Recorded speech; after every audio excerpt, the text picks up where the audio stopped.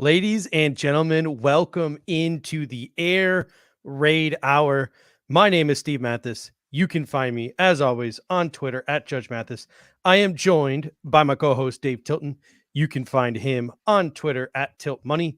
As always, we are presented by the Buffalo Fanatics. And for the first time ever on this show, Dave, for the first time ever, we had a 39-second intro because there's no other big news that happened, right?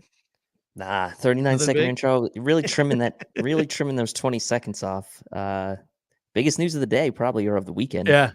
All right. In real news, though, the reason why we missed Monday's show is because our very own Tilt Money is now Tilt Daddy. How you doing? How's the baby doing? Baby is doing great. I am officially team girl dad. Everything went well at the hospital. Wife's water broke Friday night, went to the hospital, never came home until Monday afternoon with another member of the Tilton clan at home now. So we are. You named her after Mario Addison, correct? No, and if I had done that, I might have to change the name because woof. Well, so everything's been great, and also I will just want to take a quick second to thank everyone who sent messages on to the Buffalo Fanatics YouTube page and to Twitter and all the stuff that were wishing me well and wishing my wife well and the baby. Obviously, it means a lot to me that people kind of really care about like what's going on in our lives, and that means a lot to me, and it means a lot that you guys really do care. So I really appreciate that, and that's where I'll leave that. What's going on in my life is I just got this new handy dandy can opener, right? And it just takes the top right off of your beer. So I can just drink the beer without a top on it. That's a W right there. I mean, that's primo. So that's what's going on in my life. Anyway, well, first of all, who do we have in the house this evening joining us for this this little mini version of a BF War Room, as we're going to be talking draft prospects today? We've got the heavy hitters in the house tonight. Richard Rush was in early. Randy Hardman is in. Brian Bowers is in. Mr. Diggs, Scott Blakely, John Dabro, Corey Buffalo, wishing me well. Bobby Ray, our own Bobby's in the house. We've got Reed Levine, OG, Bills guy, OG. F the Jets is back. Ray Andrew, Dilly Dale, Chevy 1017, and others. So thank you, everyone, for tuning in tonight. It's going to be good. We're going to go over our favorite draft movie mantra, right? So yeah, perfect segue here. So the theme of today's show is the title of today's show is We Stand, sharing our favorite NFL draft prospects. So we're going to share our favorite draft prospects by position today, and we want you guys to get in on the conversation as we go position by position, and sort of where this idea sort of gestated and where this idea sort of started out was when me and you first started podcasting about 3 years ago. It was right in January when the offseason started. Mm-hmm. And, I mentioned to you, there was this draft prospect that I really loved, and I really wanted this draft prospect. And I mentioned the movie Draft Day with Kevin Costner, the absolutely awful, terrible movie that everybody should watch once and then probably never watch again. Russ Brandon makes it a cameo as well. Yeah, he offers up CJ Spiller for the first overall pick, or at least the fictional version of CJ Spiller. But in the movie, Kevin Costner sort of shocks the world. He trades all these draft picks to get up to number one. Everyone thinks he's taking the quarterback. And he ends up taking the late Chadwick Boseman, who plays RIP Black Panther, by the way, Chadwick Boseman, but who plays Vontae Mack, the middle linebacker from Ohio State. And everyone was shocked. Everyone was screaming at him. The owner was furious. He makes a whole bunch of moves later that sort of saves his job and all that stuff. But only in the movies, man. Yeah, only in the movies. But on a Post-it note in his pocket, and he had been staring at this Post-it note the entire movie, right? Because he didn't want to trade up. He was kind of forced by the owner and stuff to trade up. And on the Post-it note, it said Vontae Mack, no matter what. And like in his heart, in his soul, he knew that Vontae Mack was his draft pick. and he ended up taking Vontae Mack first overall when people thought he was like a middle first round pick. So I told you that this pick was like my Vontae Mack no matter what pick, and that is sort of turned into our seasonal Vontae Mack no matter what by position pick. So, ladies and gentlemen, the prospects that you share today, we need them to be your Vontae Mack no matter what. The guys at each position that you are willing to go to bat for, that you are willing to risk your reputation on. These are the guys that we want to talk about today, our favorite draft prospects.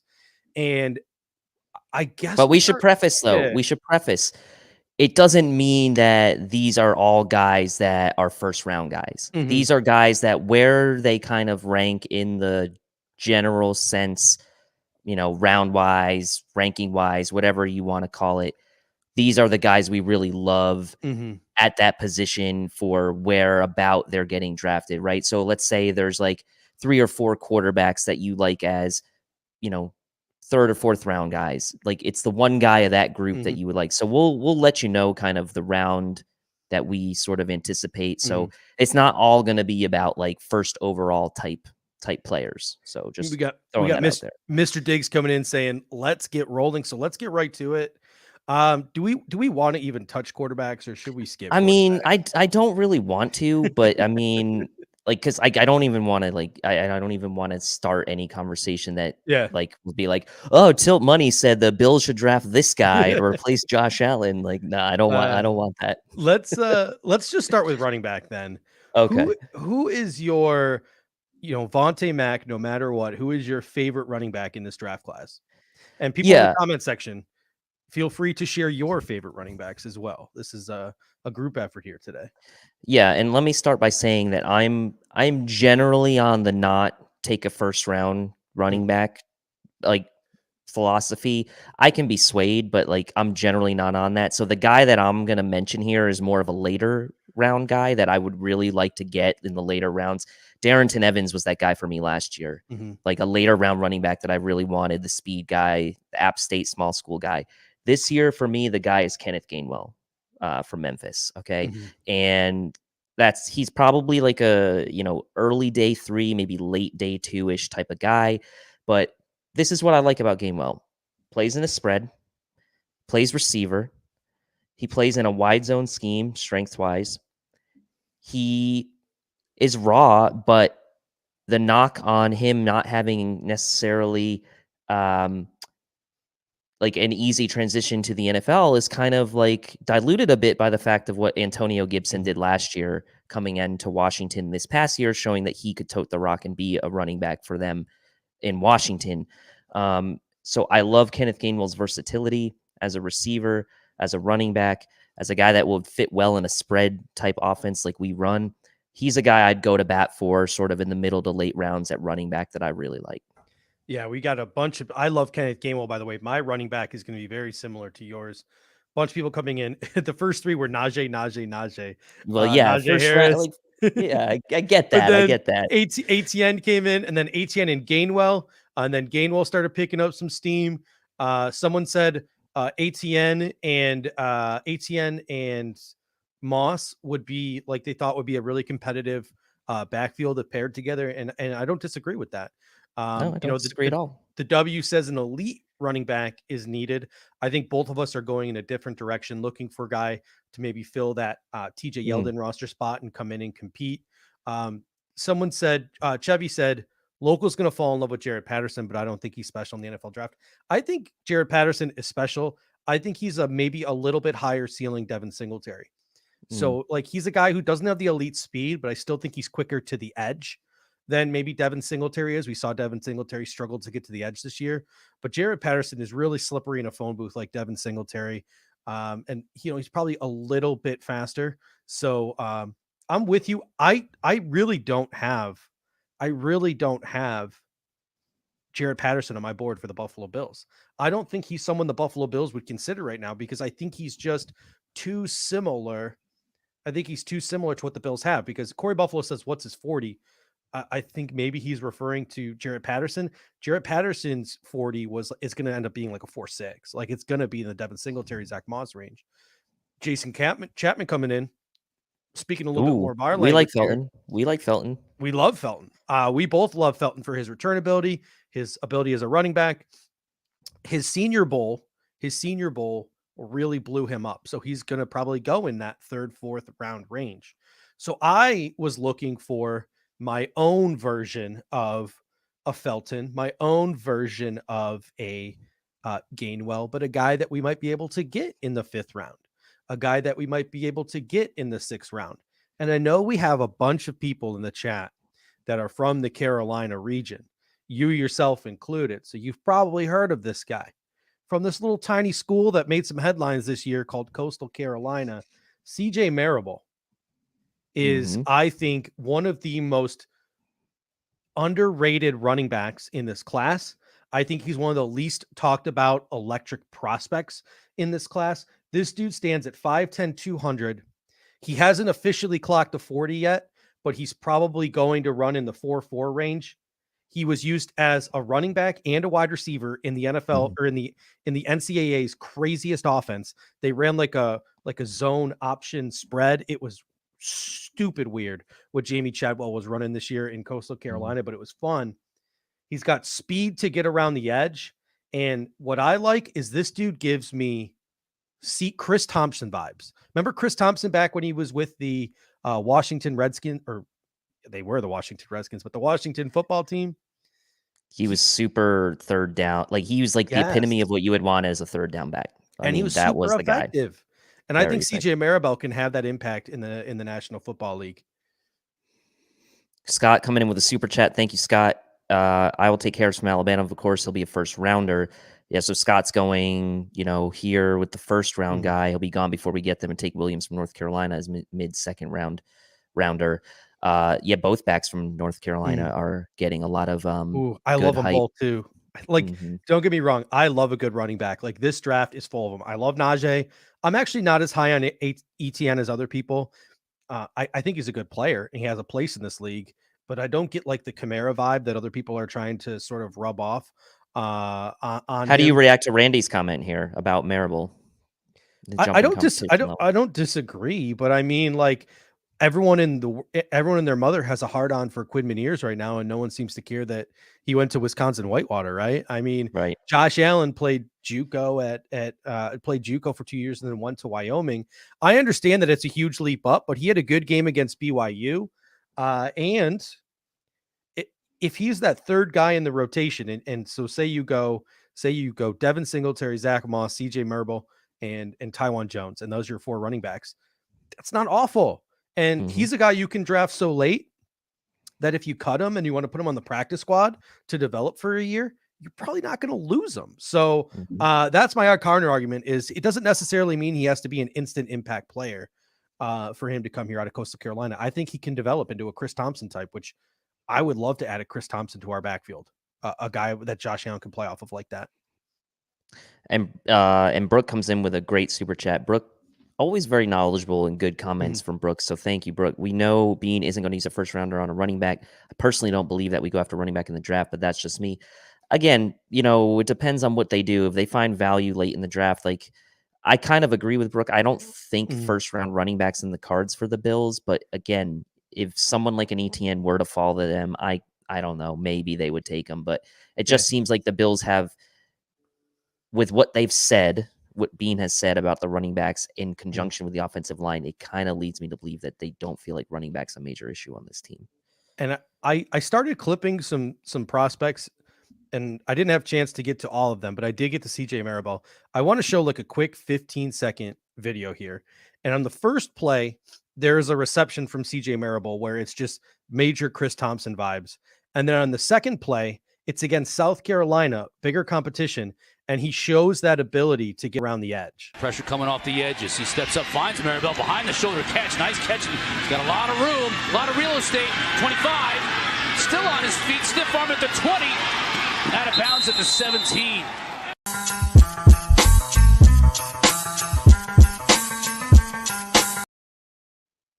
So that second one is what really got me. Like the first one, major Chris Thompson vibes, like I said. But that second one, he legitimately got around the edge of that South Carolina defense And he made a nice play there. Someone said he looks slow.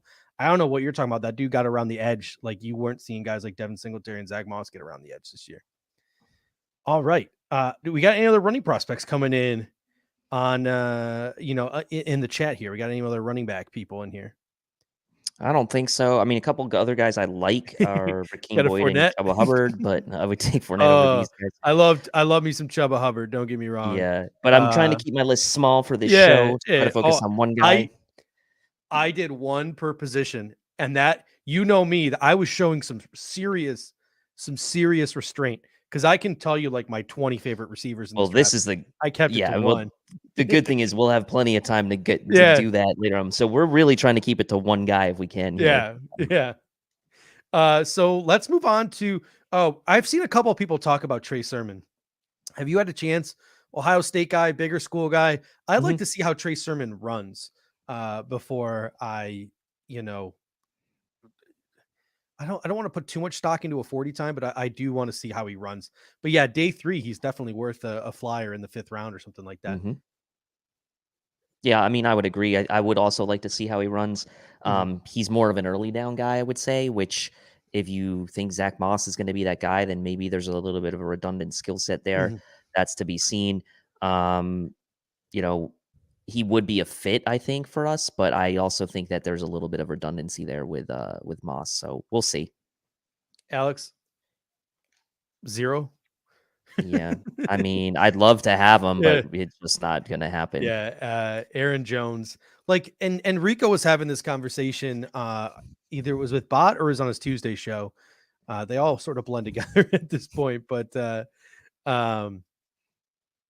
he was talking about, like, the Bills need that elite running back. They need that guy to put him over the top, that guy to make plays. Like, that's what this offense is missing. But the problem I have with that is like Alvin Kamara, who does that for New Orleans, right? Where did they get Alvin Kamara from?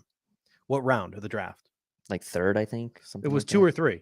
Yeah. Aaron Jones was like a 3rd or 4th round pick. Like, they found these guys in the middle of the draft, and then they became what they became.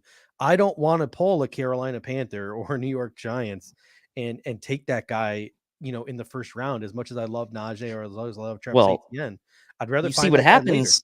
You see what happens to those teams when those guys don't play. I mean, look what happens to the Giants and the Panthers this year when both of those guys. I'm not saying it's all because of that. Yeah, but it's a big factor when you invest a big draft capital on running back that early and they don't play. I mean, it's Michael Carter from North Carolina. I think could be that guy in this draft.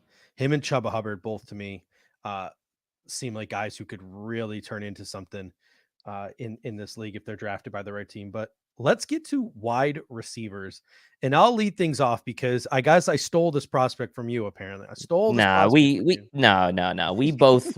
He's both on both of our lists. So that's why I made my list first and sent it to you. Yeah. I went with Jalen Darden from North Texas. Love 5'7", 175 pounds. He's going to run about a 4.4 40. I get mini Tyler Lockett vibes from Jalen Darden as a middle round pick. And remember that gut feeling I had about Deontay Johnson a couple of years ago? I have that same gut feeling about Jalen Darden. Like, I'm willing to put myself out on a limb for a guy like Jalen Darden because he's got game-breaking athleticism. And let's face it, when we're sitting in the 4th or the 5th round, how many game-breaking players are going to be sitting there in the 4th or the 5th round? Not many. And I think that Jalen Darden is a guy who can break a game wide open. At North Texas, everybody knew it was going to be Jalen Darden getting the football. And when Jalen Darden got the football, he still produced, and he still managed to produce, and he still managed to get a ton of targets there at North Texas. He's got deep speed. He tracks the ball well. He's too small to play on the boundary, but he can play in the slot. And I mean, 228 receptions in college, 1 drop. So that's what I have to say on Jalen Darden. And thank you, Bills guys, and for agreeing with me. We got some Shi Smiths, some Tutu Atwell, some Marquez Stevensons in here. I like it. Terence Marshall, he's a 1st rounder. Tutu Atwell's probably a 1st or 2nd rounder too. Your guy has been mentioned twice now, though. Shi Smith, he's your guy, right? Shi Smith is my guy. I know Randy, Randy, obviously big Shi Smith supporter.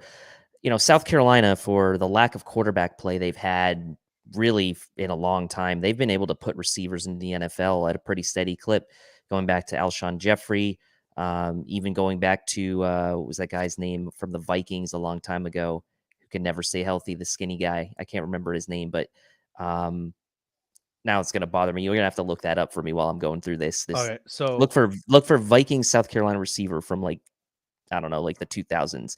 Anyway, Alshon Jeffrey, we know about Deebo Samuel, we know about Brian Edwards last year. Give me Shi Smith in the late rounds.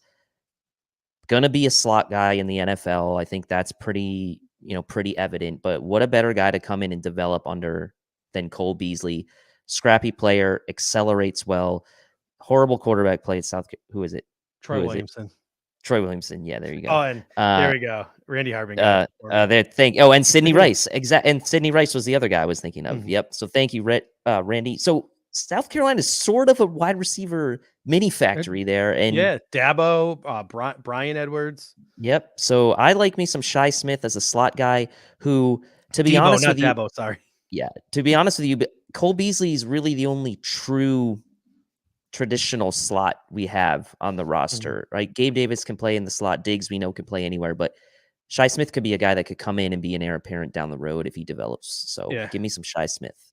Alex Wilson coming in saying, so screw Isaiah McKenzie, I guess. Listen, Alex. I don't know how long you've been here, but I am the biggest Isaiah McKenzie fan on the planet. We are Isaiah McKenzie fans. We are McKenzie stands. When we started this podcast, the Bills were in an absolutely brutal situation with, and I just remember that season, like there was no life to this offense when it was Kelvin Benjamin and Andre Holmes. And we went out there and we grabbed Isaiah McKenzie, and Josh Allen started showing signs of life, and Isaiah McKenzie was fun and Isaiah McKenzie was cool. But honestly, the way he has developed as a football player over the last 3 years as a Buffalo Bill, the way he has learned under guys like Cole Beasley and Stephon Diggs, the performance he put up against the Miami Dolphins in week 17. I understand it's a COVID year. I understand the money's not going to be crazy, but I think it might be hard to retain Isaiah McKenzie unless you're willing to give the guy $2-3 million a year. I really do think that he could get that kind of contract on the free agent market. I could be wrong. Like I could be dead wrong, and he's just some $1.5 million player and he'll never be more than that. Maybe I'm overestimating his value, but did anyone really expect Albert Wilson when he left Kansas City or Chris Connolly when he left Kansas City to get the kind of money they did? I don't think so. Right. So when you're a fourth receiver on a high flying offense and you make plays in sort of in your small role and you flash that potential, I agree with Ray Andrew. He's scratching the surface. So don't get me wrong. I would love to re-sign Isaiah McKenzie, but I don't think we are going to. I really don't. Not to mention with the capital they invested in Hodgins last year. Now, not to say he's a late round pick, but money's going to be tight, let's just say, with who you're going to re-sign. So I would rather like McKenzie, you're just not sure. I think I would rather have him based on potential than Andre Roberts. And I kind of, and it's weird too, right? This is how much I like Isaiah McKenzie. I think Isaiah McKenzie's more replaceable than Andre Roberts because I think field position is really important to this team and field position is really important to this offense. And I know Andre Roberts is going to put us in really good field position. He did it all year. I mean, that dude was catching punts at the 40 and getting us past midfield all the time. He was stupid clutch. And even though I think Isaiah McKenzie's probably got more game-breaking able,ity we saw it in week 17, I don't know if he can be as consistent as Andre Roberts. But I also think I would rather re-sign Andre Roberts and re-sign Isaiah McKenzie and take the risk just because I love the prospect so damn much of what he can become. I agree. I agree with you totally on that. Brooks says off topic, but Sal Capaccio was talking on ESPN Rochester about a possible move of Feliasound as center, which he's played. Obviously, when Morse was out, keep Williams right tackle. Obviously, keep Snow, Butker, left guard, Ford at right guard. I'm not a big fan of that line, honestly. Has Sal Capaccio been listening to the Bills guys? He might have. I floated that idea like mid-season. Yeah. I really did. Like I know you did. I got flamed for it, but I legitimately said, like, when they benched Mitch Morse, when the Buffalo Bills benched Mitch Morse, if Cody Ford hadn't gotten hurt, I think that benching would have been more than just like 1 week where they had the concussion excuse to fall back on. I really do think the Buffalo Bills were prepared last season to scapegoat Mitch Morse as the problem in our run blocking. He is a great pass blocker. He is a really good pass blocker, but he struggles to push those bigger defensive tackles in run blocking situations. And I legitimately think the Bills were ready to scapegoat him. And I legitimately think the Bills were ready to roll with Mongo as the line that Sal Capaccio mentioned of Ford at right guard and Bucker at left guard and Feliciano in the middle. I think the Bills were about ready to roll with that until Cody Ford got hurt again. I honestly think they were going to do it. And then Cody Ford got hurt. So I don't disagree with the thought, because I don't disagree with it as a pundit thinking that's something the Bills would do. I don't think I am comfortable getting rid of Mitch Morse. Yeah, I agree with you. I think that restructuring, yes, but that's not necessarily the starting five I want to put out there, honestly. Scott says if we don't sign Milano and we don't get them back, my 3 picks for linebacker, if that's where we go, Nick Bolton from Missouri, Charles Snowden from Virginia, Monty Rice and we're going to get to linebackers here in a bit. Monty Rice. I love Monty Rice. We are now going to tight end, which we both have the same, so we'll save a little bit of time on tight end. So why don't you go ahead and talk about our man crush Monday or whatever you want to call it. Listen, there are 2 camps in Bills Mafia right now. Well, there are 3 camps. There's the clinically insane that want to like trade up for Kyle Pitts or think Kyle Pitts is going to drop to us. And then there's 2 camps in Bills Mafia right now. There's team Pat Freiermuth and there's team the good guys, team Brevin Jordan, baby, from the University of Miami. Yes. Adding this dude to the running back or to the tight end room would be absolutely insane. This guy gives me Jonnu Smith vibes. People are talking about wanting to add Jonnu Smith in free agency. We could possibly get Jonnu Smith in the 2nd or 3rd round of the draft in a player like Brevin Jordan and put him next to Dawson Knox to sort of rejuvenate that 12 personnel. This guy's experienced in the backfield. That's right. They lined him up at running back at the University of Miami in shotgun situations. He's experienced inline blocking, a relatively good blocker inline. He's lined up in the slot. And he has lined up out wide, literally at boundary receiver. 353 yards after catch last season, led all tight ends. He's a yards after catch machine. He had the 2nd highest passer rating, 148.7, when targeted, behind only Devontae Smith. Literally, quarterbacks could not miss him. They couldn't miss him. And they had De'Aaron King and the other guy there, that Perry or whatever. That's awful. Like, Miami doesn't exactly have the best quarterback situation in the world. Brevin Jordan, I think, is my tight end 1 in the draft. I like Kyle Pitts, but Kyle Pitts' concussion scared the heck out of me. I think that if I had the choice of the 3, especially with the value of where they are in the draft, I'm taking Brevin Jordan any day of the week. I love this dude. I want him in this offense so bad. I want him. How about this hot take? I think Kyle Pitts is my number 3 tight end in this draft. Anyway, we'll save that for later. But I'm with you. Brevin Jordan was my guy. The issues that you you identify with him are more around technique and things that I think are coachable, fixable at the next level. So athletically and what he brings to you as a weapon, I don't think can be overstated. And the things that maybe he needs to work on are certainly coachable and fixable. So give me some Brevin Jordan, my number 1 tight end right now in this draft. Listen, If I was a GM in the National Football League, Brevin Jordan is on my first round board. He's on my first round board.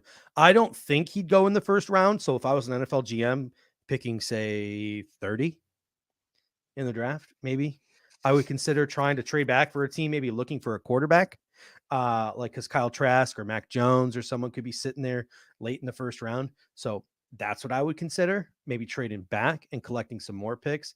But I have a first round grade on Brevin Jordan. Jason Chapman says, Carrie Angeline, 6'7", 5th or 6th rounder. I actually mentioned him on like a mid-season show this year. I love Carrie Angeline. I think he reminds me of Tyler Croft.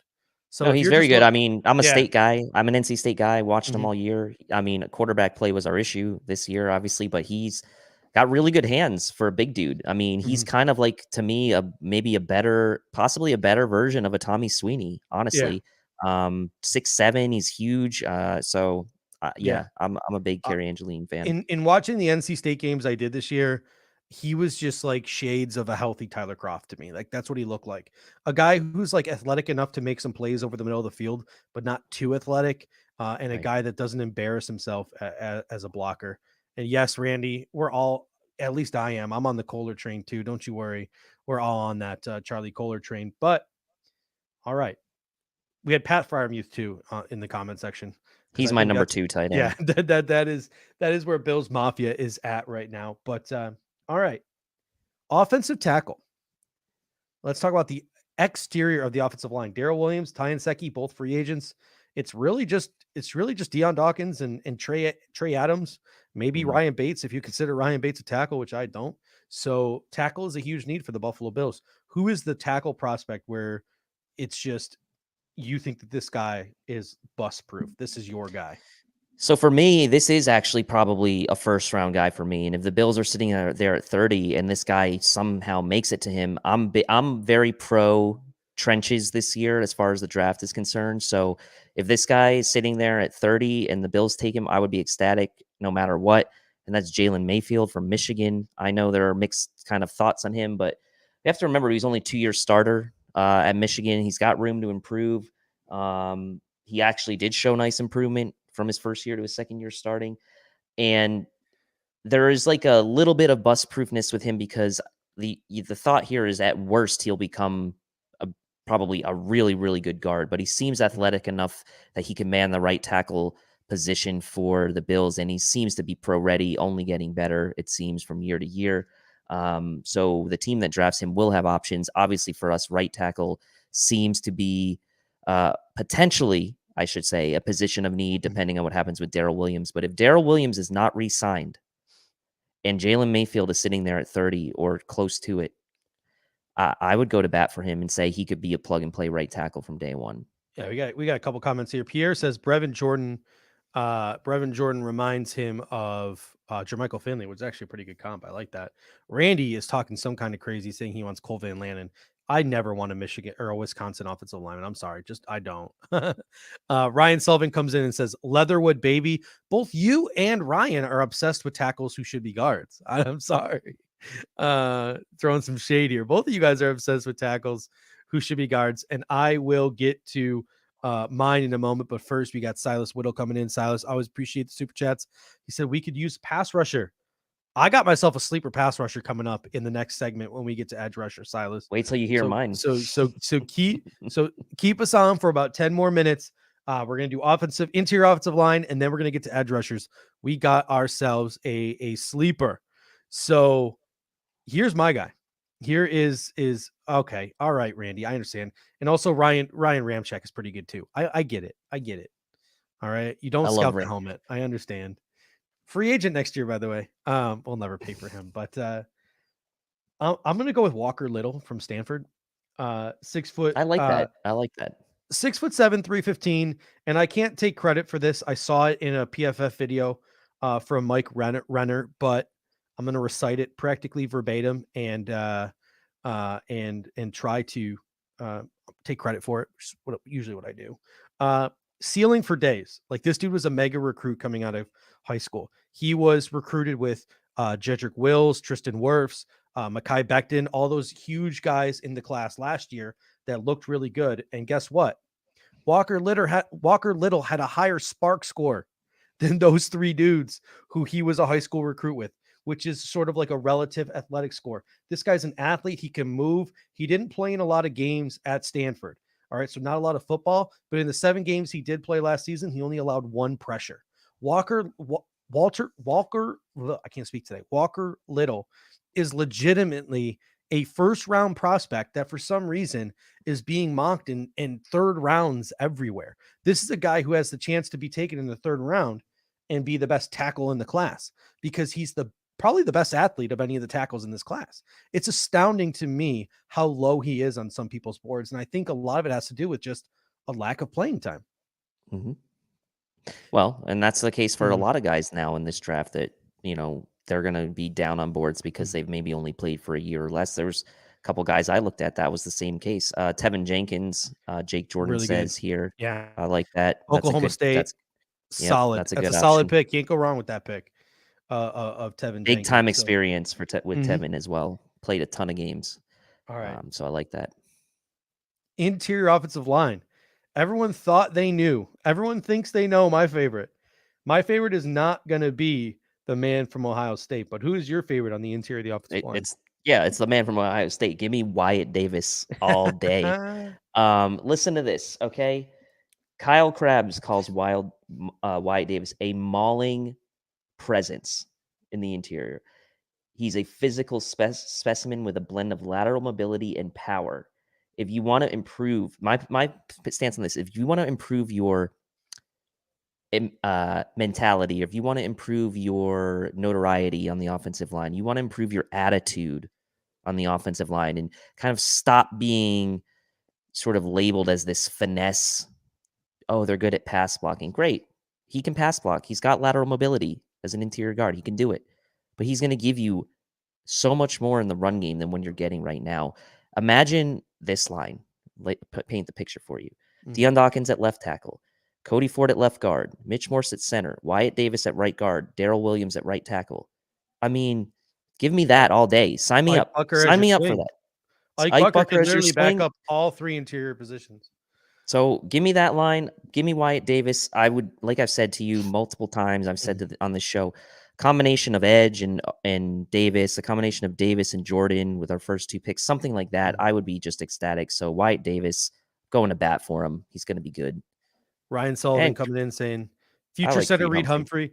Creed Humphrey is getting a lot of love. His wrestling background.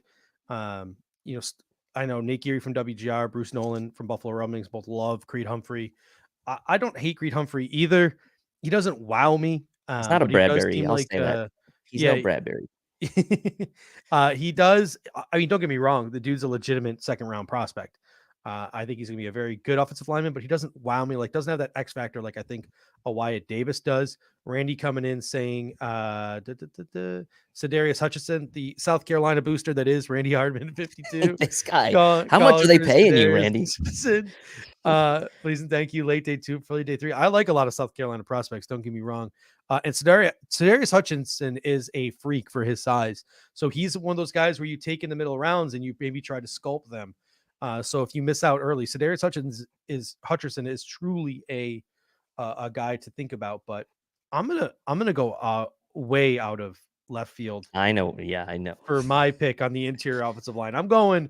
I'm a booster myself. I'm a booster for the University of Buffalo. And there's an offensive lineman at the University of Buffalo. He played, he was a 2-year starter at right tackle, played 20 plus games at right tackle for a UB Bulls team that blocked for Jarrett Patterson. And before that, Taylor, and has had some really good years. He was a starter at left tackle. He transitioned over to left tackle this year. 6'5", 305, a run blocking, processy type guy, a really high developmental ceiling. And that's Coyote. I'm going to pronounce this wrong. Osika. Coyote Osika from the University of Buffalo. I think that he is a legit guy you can get in the 6th round, in the 7th round, if we end up picking up a 7th round pick, or as a UDFA. I think he is a really high ceiling player that you could turn into something in this league. So I'm really high on Coyote Osika from the University of Buffalo. So remember the name. You can't spell it, but remember it. Who was the University of Buffalo linebacker you stand for so hard? Was it last year or the year before? Who was like a super late round? It was undersized. I can't remember his name now. Oh, yeah. A linebacker. Hodge. He never even signed a UDFA Khalil contract. Hodge. I have no idea what. I have no idea. The XFL didn't even want him. I have no idea. He's probably a doctor or a lawyer now or something. All right. Yeah, that was. I guess that rounds out the offense there. That rounds out the offense. And we're going to get to what Silas wants to talk about. We're going to get to those edge rushers now. So what do you got for Silas? Who are the edge rushers? Who is the edge rusher in this draft that really just wows you, that you think has something? Well, look, I love Carlos Basham, right? I mean, a lot of people do. Super splashy player in his time at Wake. Saw a lot of Wake games. They're, my brother lives in Winston. They play NC State every year. But I want to go kind of like what you did, but with the edge position.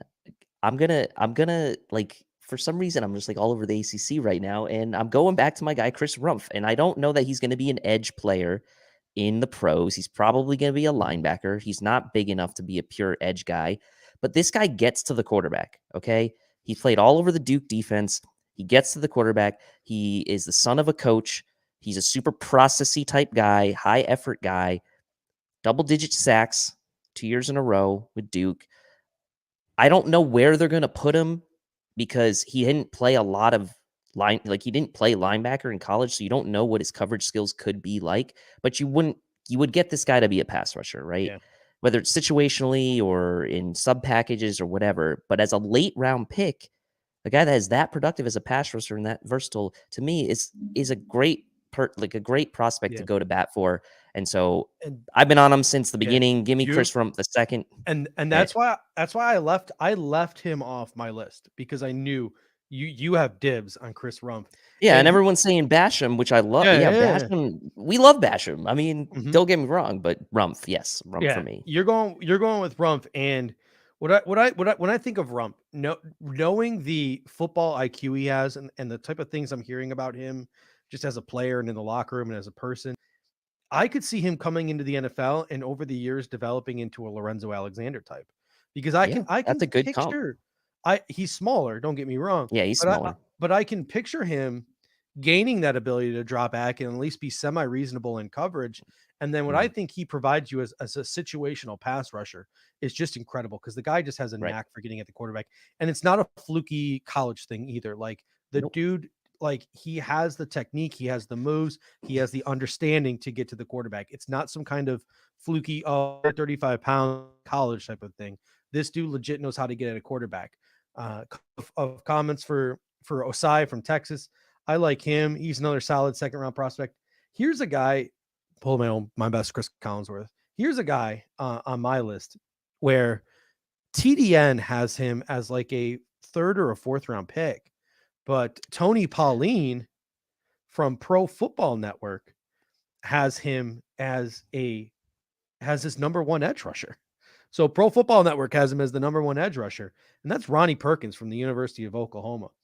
6'3", 250 pounds. He's explosive at the line of scrimmage. His hands are incredible. He's got some of the strongest hands I've ever seen, and he's pushing dudes around. He's got some pass rush moves. Obviously, he needs to add more to his repertoire and get more disciplined as a player, but I get massive Von Miller vibes when I see Ronnie Perkins play football. I'm not saying he is Von Miller. I would never attach a comp to him, but like I said, I get vibes. I get vibes of Von Miller from Ronnie Perkins from Oklahoma. So yes, he's a project, but I think if you can put that dude together, you have something special.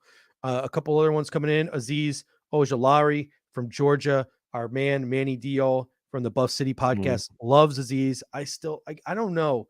He's a little small to me, kind of like Jerry Hughes light. I don't know if that's what I want from a defensive end. That being said, I just mentioned Ronnie Perkins, but Tony Basham from Penn. Basham's got a little bulk to him. Yeah, he's 280. Yeah, well, he's listed at 280. He needs to come down a little bit, but he's not.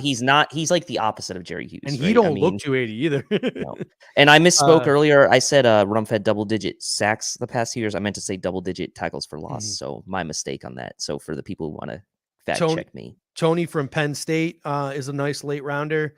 Patrick Jones the second or Patrick Jones the third. He had an impressive Senior Bowl from Pittsburgh. So Joe Tryon from Washington. That's another one. That's another guy I've been looking into recently. A lot of people says Randy Charlton from UCF. I had to look into that one.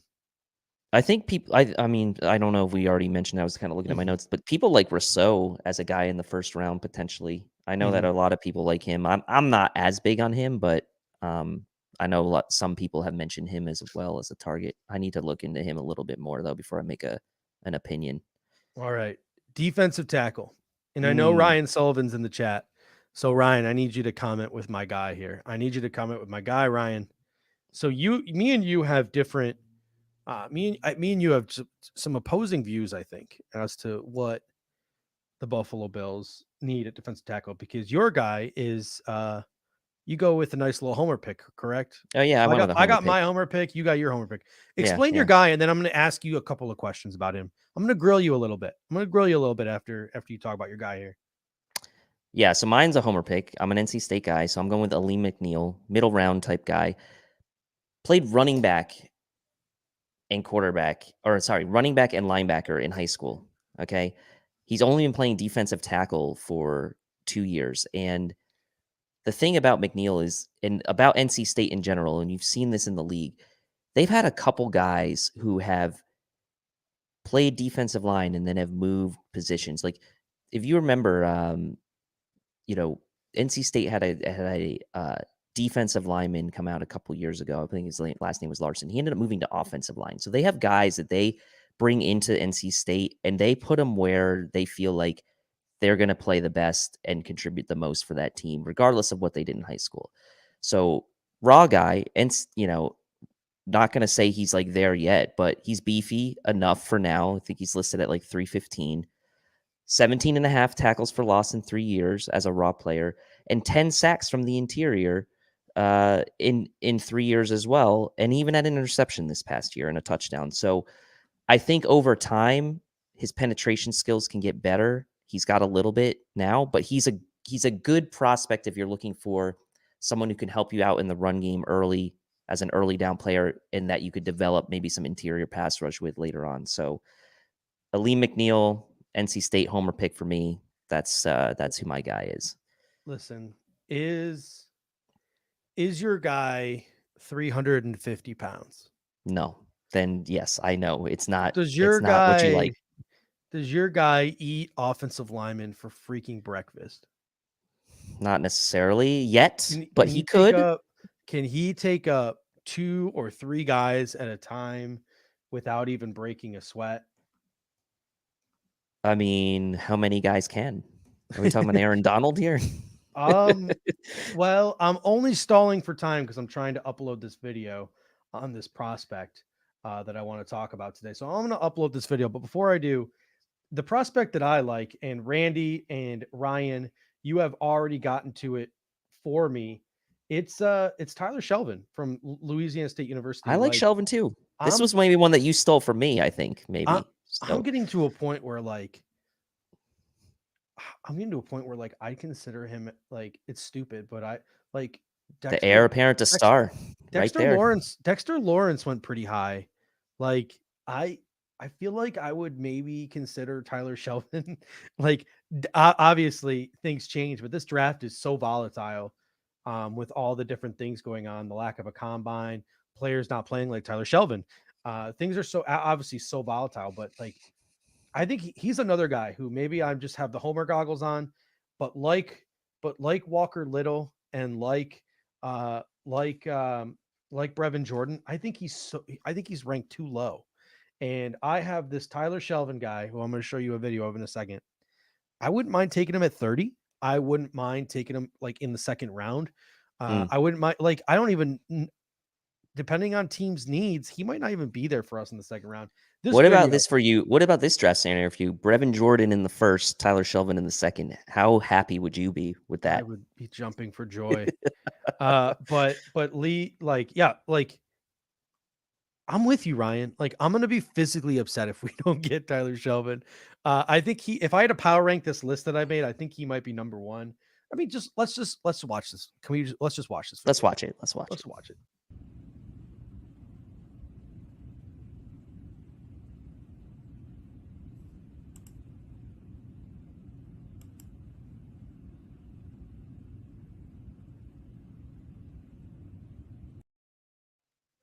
Look at that fat fucking freak. I mean, come on. That's incredible. How can you look at that fat fucking freak and not want to draft that dude? Like, could you picture, like, he's a great athlete for his size. He's a competitor. Like, and he is just going to make everyone else around him the star, right? Like, he's just that big dude who's making everyone else around him look better, whether it's Ed Oliver, whether it is AJ Epinesa or Jerry Hughes, whether it's another 3 technique that we bring in. Like, this is a dude who is the heir apparent to Star Lotulelei. He can sit behind Star and they can rotate. And Like he's a guy who's just going to make everyone around him better. You look at the Tampa Bay Buccaneers and the success they had with Ndamukong Suh and with Shaq Barrett and with their other defensive lineman, Jason Pierre-Paul, and those linebackers. That success came because they drafted a big fat guy in the first round a couple of years ago that everyone labeled a bust because he got hurt in Vita Vea. Vita Vea is a Tyler Shelvin. Tyler Shelvin is a Vita Vea clone to me. Like he's that guy who's just going to make everyone in that front seven so much better. I honestly think he'd be worthy of the 30th overall pick in the draft, just because of how much better he can make the guys around him. I understand that a lot of people would say that's crazy. I understand that people would say that my of love and affection for guys like Brevin Jordan and Walker Little and Tyler Shelvin are too high, but you've seen me come around the last couple of years. You've seen this sort of change within me where I went from a guy who wanted the proven college player to a guy who's I want the upside. I want the athlete. Like, remember my man crush on Titus Howard? Look how that's working out for Houston. He was a hit. I really wanted Titus Howard, and I called Titus Howard a first round pick before anyone I'm not trying to beat my chest or anything, but I literally, when everyone else was calling Titus Howard a third rounder, I said that motherfucker's going in the first round, and he did. Yes, he did. So, to me, we need to get these receipts out. So we need to start getting these receipts out. No, we don't. Because if rewatching, we'll see how wrong I was on every single. Oh my god! But I can't pronounce this guy's name from UCLA, but that's another freak athlete.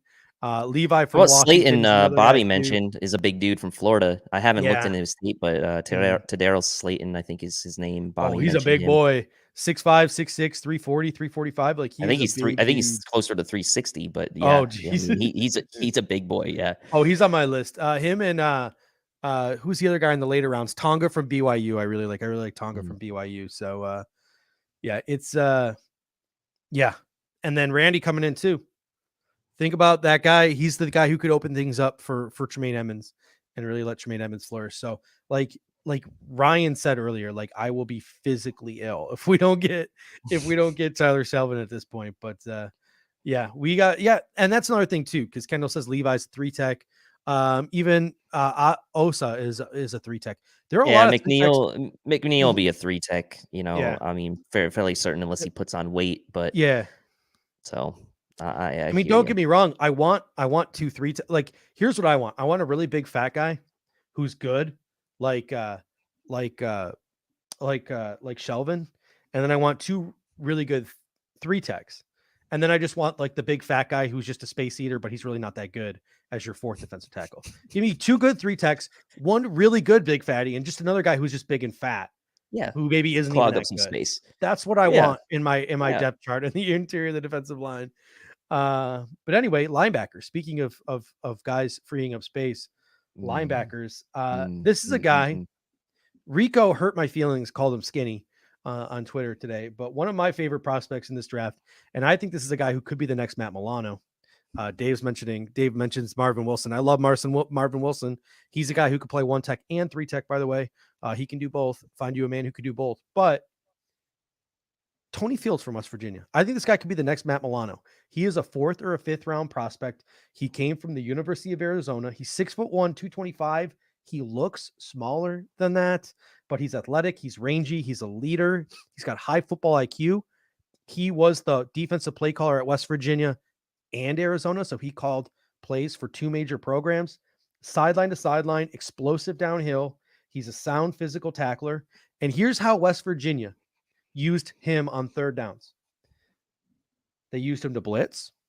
They used him to spy the quarterback, and they used him to cover running backs and tight ends. They literally had him do it all on third downs. Tony Fields was a guy who played Mike in college, who's going to transition to Will in the NFL. And I think if he can maybe add a little bit more bulk, I think he could be one of the steals of the draft in the middle rounds. He looks a lot smaller than he weighs, but I love me some Tony Fields. I like Tony Fields. I mean, another type of value pick, I think, that you're talking about in the middle. Safety size, he can cover just dandy. Silas. Speaking of cover, how did people feel about Levante David covering Travis Kelce in the Super Bowl? Pretty good, right? Ooh, yeah. He played himself a game, huh? How about the guy that's somewhat, like, I would say fairly consensusly regarded as maybe the best coverage linebacker in the draft, and that's Jibril Cox. I think a couple people have mentioned him in the comments section. Number one ability, covering as out of the linebacker position. And, you talk about this in the sense that, if we were to lose Milano, but one of Milano's biggest strengths, if not his biggest strength, is his coverage ability. Milano not really known as a run-stopping linebacker, right? And neither is Jibril Cox, and that's fine. You're drafting him to be a coverage linebacker. You're drafting him to do what Levante David did against Travis Kelce in the Super Bowl. And, he's a guy that can handle tight ends. He's a guy that can handle coverage across the middle of the field. So Jibril Cox is a guy that if you miss out on a Zaven Collins, right, if he's not available, Jibril Cox could be a really nice. Yeah, I mean, Zaven Collins is the blue chipper, right? I agree with Randy there. But if you miss out on a Zaven Collins, a Jibril Cox could be a really nice a consolation prize if you wanted to go that direction. So I'm all about some Jibril Cox if Zaven Collins is not available. Dave Rizzi comes in saying Chaz Surratt. I love me some Chaz Surratt. I've been on the Chaz train since last year. I wanted him to come out last year in the draft. He didn't do it. He stayed for another year at North Carolina. I would say, comparatively speaking, I think I would have Jibril Cox higher because Jibril Cox has played more football and I've seen what Jibril Cox can do. But in terms of ceiling, I would say Chaz Surratt has some of the highest ceiling, has the highest ceiling of probably any linebacker in this draft outside of Collins. Like the ceiling for Chaz Surratt is never ending. I mean, this is a guy who played quarterback. He transferred over to weak side linebacker. He's 6'4", 225 pounds. Like, he brings it all as an athlete. He still struggles to read and react a little bit, and he's still improving. But if you can get him to start reading and reacting and combining that with his athleticism, being so late to that position, Chaz Surratt would be an absolute steal. All right. So I think that's about it. Brandon Browning was another guy who was mentioned a couple of times. Collins. I think Scott had mentioned Bolton earlier as well. Nick Bolton from Missouri. Tackling machine. Yeah. So another good option. All right. Is down like Collins for defense, but I'm not buying it. Yeah, I think Collins is such a freak athlete that you can find mold a spot him. for him. Like it's not like he's not the kind of guy you draft and expect him to be what he can be week one of the season, right? Like you draft Zaven Collins thinking you can turn that freak into a future Hall of Famer, because if you can get that guy's mind right to match the athletic skills that he has, you have yourself a Hall of Fame type of player. I would say I would put Zaven Collins a little bit in the Tremaine Edmonds category. A little bit different of an athlete, I think, but very similar, and they're just absolute freaks of nature, where if it all clicks, these guys are going to be elite ceiling players in the National Football League. If it doesn't, they can still be pretty good players and serviceable players. I don't see really an exact floor for Zaven Collins. I don't think he's going to be so just bad. Watch his game tape. Yeah. Just watch his games. Just watch him and tell me that, like, you can't find a spot for that guy on your team. Like, just because he might not be a fit schematically, like you said, like exactly what, like, the Bills coaching staff needs to find creative ways to get guys like that on the field, assuming, that's an option. Like, sometimes scheme be damned, right? You have to get the freak and just find a way to use them. So, yeah. Kendall says, imagine we actually did that a couple of weeks ago. We mock draft Collins to the Bills when we traded up with Minnesota, and we had a very, very nice imaginative conversation about what those two would look like with Sheldon opening things up for them. Yeah, it would be it would be wild. But let's move into the defensive backfield. So I've made this comment before, and I want you to tell me whether you agree with me or not, because I was having this conversation with somebody. For the life of me, I can't remember who I was having this conversation with, but I said, I would rather, if the Buffalo Bills were to ignore like a position, or if they were to ignore a position group, I wouldn't mind if it was DB. Like, I know we need to improve there. I know we need to get better. Like, I know Levi Wallace and Dane Jackson competing for CB2 isn't ideal. I know that Teron Johnson not having a big nickel complement isn't ideal. I know not having a guy that can maybe succeed Micah Hyde in the future isn't ideal. I understand that there is talent to be added there and it can make our team better. But if push comes to shove, I'd rather massively improve the front seven and think that the massive improvement of our front seven will improve our secondary, even if we don't add any players. What is your thought on that take? I totally agree. And someone's saying I was pretty loud on headphones, so I'm hoping like I move my mic away a little bit. This is a little better. Not sure if I'm coming in a little quieter now, but I agree with that. And this is JC Horn is what made me think this, because I've seen like 3 mocks today with JC Horn going to the Bills in the first round. And I'm like, I don't know if I want to take a corner in the first round. I mean, I said the tweet the other day. I was kind of talking more about the offense and like, you know, the returns you're going to get from the offense this year as far as making a jump. And then I made a comment that I want to address the trenches, right, in free agency in the draft. Yeah. And if you can find a weapon here or there, go for it. But my focus really, I'm kind of getting back to basics here when it comes to a football approach. And I want the Bills to attack the trenches. And if they can find a spot in places where like a Brevin Jordan makes sense, great. Or a Jalen Darden makes sense, great. But by and large, I'm all about like the edge guys, the interior D line, the offensive line. I'm about those types of guys this year in the draft. I find myself kind of gravitating that direction. So I'm with you. Address the front seven, and the back end will appear to be better, I think, is the byproduct. All right. So speaking of the back end, let's talk cornerbacks. Mine is a guy where if he slipped to us in the second round, I think that I would be intrigued. If he was sitting there round 2, this is a guy I think would intrigue me. And it shocks me to say this because I am very anti-Northwestern. I have made comments in the past talking about how their entire team is made up of future doctors and lawyers and not football players. But Greg Newsome from Northwestern University, 6 foot, 188. Jordan Reed did a nice little mock-up on him on Twitter. Inside-outside versatility. He's got fast feet, a high IQ. He's got very little wasted motion. He's physical, has good ball skills, and he's coached by Pat Fitzgerald, who I think is a very processy type of guy. A guy like Sean McDermott would probably go get a beer with if we weren't in the middle of a pandemic. So Greg Newsome is, I think, a cornerback that could be intriguing to the Buffalo Bills. Love Greg. I love that selection there. And, a guy that was on my short list that I'm not going with is Melifonwu from Syracuse. A lot of people have been talking him, but I'm going to go with a different guy that I've actually mentioned before on the show, and that's Paul Cenadibo from Stanford. He opted out in 2020. He didn't play. But in his 2 seasons before that, 2018 and 2019, he had 4 interceptions apiece in both of those seasons. He's a zone guy, football IQ for days.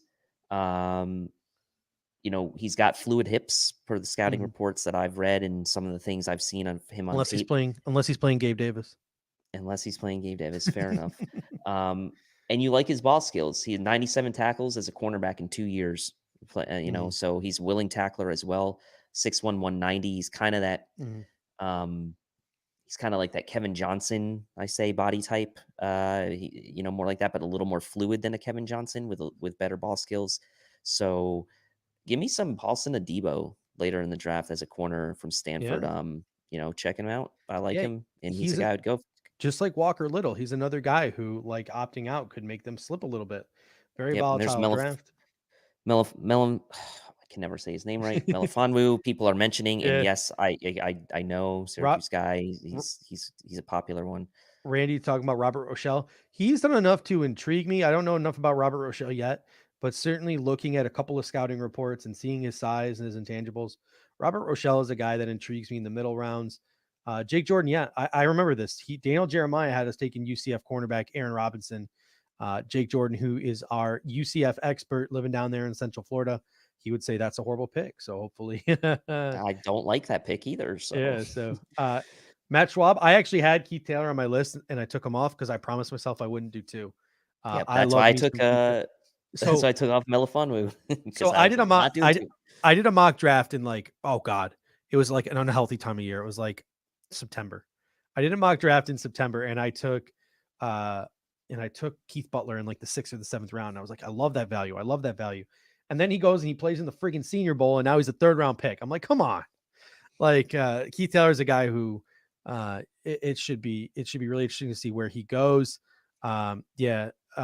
We've got Shocker Randy pushing a South Carolina guy. Yeah, he's a big boy. He's a big physical corner. I don't know. And Randy, explain this to me if you could do it better. I don't feel like explain his ability in zone coverage, because I don't see, maybe I'm just biased because he's so big to think he's not good in zone coverage, but maybe that's something that maybe that's sort of a prospect that a McDermott and a Bean would shy away from. Kendall says legacy pick Asante Samuel Jr. He is. I don't know. I think Israel could be his own small. fit. He's like a Richard Sherman body type, Mhm. I would say, from a comparison standpoint. So, I mean, potential to be his own fit there, but we'll see. We'll see what Randy says. All right. Safeties. And I picked 2 because one is a free safety and the other is a strong safety. But And 2 of your picks were 2 guys I liked, so perfect. It worked out. And then I have the 3rd one, who people have already started mentioning in the comments section. Well, then go for it. They've already started mentioning him. Yeah, I mean, it's the guy I've been standing for since day one, and that's Hamza Zirilla Dean. I can never say his name properly. I was watching some highlights of him earlier today.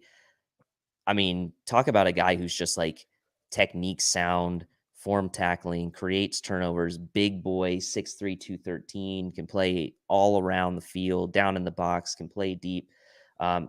He did come off an injury in 2019, but he did play at the end of 2020 and played in the Senior Bowl, and obviously was a standout there from the Senior Bowl. Like, Draft Network describes him as positionless, which I'm fine with, right? It's like another Zaven Collins type situation where you just find somewhere to put this guy on the field, whether it's big nickel, whether it's you put him in almost as a linebacker, like a dime linebacker or something, like, right? You just find a way to get him on the field, and he has a nose for the football. So give me some Hamza in this draft. Yeah, we got Randy coming in about Muguama saying he's not ideal in zone. But if they transition to a press zone, it would fit him better. He's an aggressive tackler. I mean, don't get me wrong. I would love to see some aggressive tackling. We got a Richie Grant. Mentioned in the comment section there somewhere. I love me some Richie Grant from UCF. He is rising up the draft boards. Caden Stearns from Texas is another guy I like as well. The 2 I went with, one of them is not going to surprise anyone who's ever seen my mock drafts on TDN. I love me some Reed Blankenship from Middle Tennessee State University. Me too. 6'1", 200 pounds. He's got a little bit of a checkered injury past, but at the Senior Bowl, Jim Nagy sat down with one of the scouts or coaches in attendance, and they used to be with the Titans when they drafted Kevin Byard. And the scout at the Senior Bowl went to Jim Nagy and said, "This guy's got some Kevin Byard type of traits." I mean, Reed Blankenship is an athletic freak. He's going to test off the charts. He's got range for days, and he's going to be a really good single high free safety. And we have a single high free safety whose contract is up after this year. So that might be something the Buffalo Bills want to consider. Speaking of another guy who can play out in center field, Andre Cisco could fit well in that scheme as well. Yeah, he's another guy who he always seems to have his nose around the football. It always seems to make those big plays in interception. And the other guy that I love, anyone who saw our first ever TDN mock draft knows that I love myself some Talanoa Huffanega, the safety from USC, 6'1", 215. He kind of like why you guys love, I should say us, because I do love Hamza as well. This is a hair on fire, physical guy who plays with the physicality, plays with an edge, who can play sort of like a Swiss Army knife role in your defensive backfield. He's a box safety who can play up at the line of scrimmage, and he's pretty decent against the run, but he's also a guy who's played a lot of nickel corner at the University of South Carolina or Southern California. You're killing me, Randy. And he's done well in that role as a nickel corner. He's great versus the run. He gets to the quarterback, gets his hand up. Bills Mafia says he's bad in space. So obviously there are things that he needs to work on in his game, but I love some of the versatility that a Huffanega brings you. David Arizzi mentions a Darius Washington. Love me some of Darius Washington. He's got some physically. I'm not saying he's the same player, but physically when you look at him, he reminds you a little bit maybe of the Honey Badger looking at a Darius Washington there at TCU. So, yeah, it should be interesting. And Randy asked for covering kickers and long snappers. No, we're done, Randy. We're done. No. You wanna do? Should we do like a since we're low on time? Should we do? Says Huffanega could do what the Cards wanted to do with Deion Buchanan to be. I mean, maybe. I wouldn't mind that guy up around the line of scrimmage for the Buffalo Bills and covering tight ends and things of that nature. So, do we want to do maybe since we're low on time? Do we want to do a fire round of the mock draft where we only have like 1 minute to pick? Like put ourselves on a clock? Yeah, let me see if we can do that. I actually have it up right now. So let me let's do it. We're going to do a fire round tonight where or do we want to do something where we can only pick from our list let's do that. That'll make All it right. quick because then we're only going to have so many options. All right, so here we go. We're going to do fire round only. And we're only picking from David. And it has to be, can't be a guy we're like, oh, we liked that guy. It has to be the guy that we basically said that was the guy. So let me pull it up and we're going to get this thing going. Zoom in a little bit because I know that was an issue last time. So I'll zoom in and here we go. Oh, I'm feeling the pressure, man. Feeling the pressure. Nah, you're good, man. All right, here we go, people. So there. Did it come up? It's at the bottom. It's what? Oh, there we go. Sorry. Didn't add it to the stream. Okay, is that big? Yeah. I think it's sort of big enough to where we can see it, right? So let's get it going because we're doing this fire round style. So here we go. Look at those QBs go. We're declining every trade. What? We're trying to fire Someone around. said today like they'd like jump off a bridge if the Bills traded up. I was like, man, let's not get too. By the way, here. I know this was a point of contention last time. We weren't sure how to view the draft board. I found a way to view the draft board. So I'll just show everyone. We are getting so many offers. You click counter offer and it'll take you here and it'll show you what their offer is. And then all you do is like, if you want to accept it, you accept it. And if you want to move on, you just hide and you resume the draft. So there you go. Oh my God. So, oh my God, every pick they want to freaking trade. Why is it? Brandon Bean's phone is off the hook. All right, here we go. We finally made it. And here's what we've got. Jalen Phillips, Kadarius Toney, Liam Eichenberg, Mac Jones, Alex Leatherwood, Javonte Williams, Asante Samuel Jr. Wow. Wyatt Davis is probably the highest guy ranked on either of our boards. Yeah. So to me, it comes down to Wyatt Davis or making a reach for somebody. Right. So it's up to you. Do we want to go highest guy available unless we already have the position? Do you want to do that? Or no? That's a little too. I like to be a little crazy, but let's go with Wyatt. Let's go with Wyatt because he's the most valuable on the board. And then Randy, we can't go bash him. He wasn't on our list. Yes, we have to go with guys that are on our list. And again, we kind of avoided like the names that have already been mentioned by a lot of people. We were trying to get some names. Give me Sheldon or Brevin in the second round, by the way. Like, I'm not even playing any games right now. All right. Let's see if and my boy from USC is like right there at the top of the board. Okay. Brevin is available. Oh God. And Shelvin is also available. Shelvin's not going to make it to the third round. I need that big boy. You need that fatty? We're going trenches, people. We're going trenches. I love it. That big boy. One on each side. We're going big boys on both sides so far with this draft. If Walker Little's available in the third round. Oh, is that an offer for a trade up? Oh, sorry. You could have had Brevin. Sorry, let me see if he's still available. See if he's still available. Let's get frisky. Let me see if he's still available. Okay, so you hide.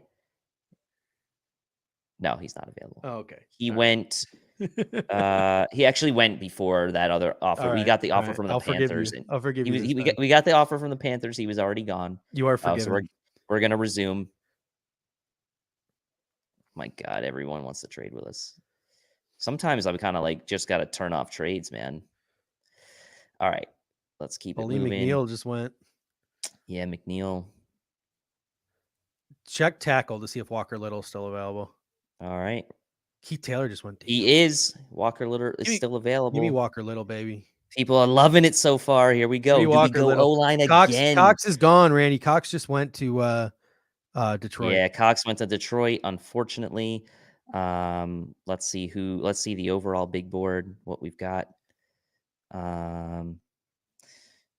Yeah, I mean, we're talking about guys that were on our list. I mean, Gainwell is there. He was on my list. Huffanega was on your list. Let's go beef. Give me Walker Little. You want beef? We're going beef. Show me the beef. We're going beef. Let's go trench. This is like Trench City, this draft. Oh, yeah. I mean, I don't hate it, honestly. I don't hate it. So let's give a quick look at our picks so far while we're waiting. We went beef. Ronnie Perkins, if he's still there in the 4th round, is Perkins or Darden, maybe. Or Darden. Or Tony Fields. Reed Blankenship. You always know Reed's going to be there in the 5th round. All right, we're coming up here. So, do people like this approach? I want to hear what do people like. Yeah, you guys like the big fat ones? Like we're going beef so far. Do you like it? Let us know. Oh. See if Perkins is still available. I'm just curious. I mean, I know Maribel's still available. Your guy's gone at running back for sure. Yeah, Gainwell's gone. Maribel will be there in the 7th freaking round if you want him. Yep. Tight end, obviously, we're not going with because gone. Edge, any of the guys? No, I mentioned. Well, Rumpf is available, but it's a little early maybe for him. Yeah. Perkins is gone, huh? Yeah, it looks like it. So where's Tony Fields line up on the linebacker chart?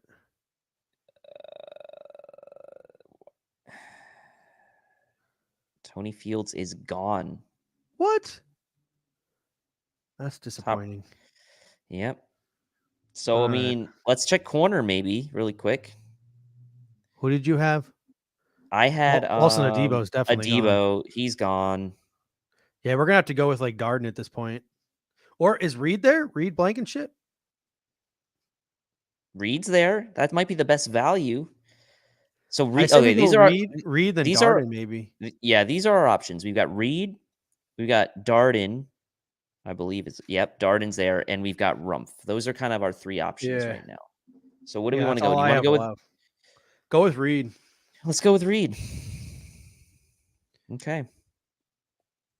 There you go. We might run out of options here. Well, I think Darden, Maribel, and let's get Darden here. Yeah, let's get Darden here. Darden. Okay, we need some weaponry, so we're going Darden here. Sorry, Randy, we didn't take Shi Smith. That's okay. That's okay. I mean, I'm liking this draft actually. Honestly, I mean, I hope I mean, obviously, it's all both players that we had. Yeah, we had to pick our guys. So I think it's down to CJ Maribel or the guard when we get to the next pick. Let's see. I'm assuming Rumpf's gone. No, Rumpf is still there. Take him. Oh no. Trade. Someone offer a trade. Is Rumpf there? Take him. Yeah, he's there. We're going with Rumpf. He's my guy. Yeah. Yes. Oh, take him. What a draft. We've done it, folks. We have done it. All right. Look at that. How that lined up for us. Look how that lined up for us. So we that is just beautiful. 3 offense, 3 defense. We went beef. We got a nice edge. We'll make him fit, Bills Mafia. We'll make him fit. So Bills Mafia, here's what I'm going to say about Chris Rumpf is one of the things that I've noticed in Chris Rumpf's game is his ability to A-gap blitz. Like his ability to A-gap blitz is incredible.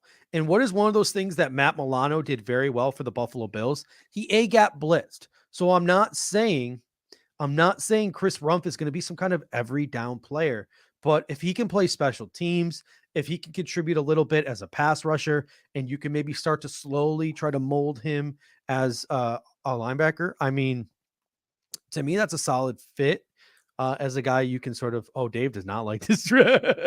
No, a lot of people don't. Nick Watkins hates this draft. There's no immediate pick. There's no immediate impact from this draft that will help us. If Wyatt Davis helps to if Wyatt Davis helps to rejuvenate your run game, that's an instant impact. If Tyler Selvin turns Ed Oliver into Aaron Donald Light because he frees him up and lets him do better things, that's an impact player. Just because you're not seeing it on the box score doesn't mean the impact isn't there. Same with Walker Little. So we could draft Deion Dawkins and we can re-sign Darrell Williams, and Walker Little can take a little bit of time to develop as a swing tackle because he's got that left-right versatility. So that's a guy who can sit for 2 years in this offensive line, be the best swing tackle in football, and then be your starter after Darrell Williams is gone in 2 years. And he could turn out to be a really high ceiling starter at right tackle. So to me, yeah. Reed Blankenship could take over for Micah Hyde in year 2. And cut us a little slack because we had to pick guys from the one we only named one guy per position, and we had to pick from that list. So yeah, we probably would have taken Basham or someone like we would have taken other players, but we purposely did this draft to take only the guys from our list. So that's how it turned out. So don't hate us too much for it. All right, ladies and gentlemen. That should just about do it for us this evening because I'm out of beer and my throat is so dry I'm about to start coughing. So we appreciate all of you guys. Honestly, we would not be able to get through this off season without you. It's going to be a good time, folks. It's going to be a good time this off season. So until next time, go Bills. Go Bills.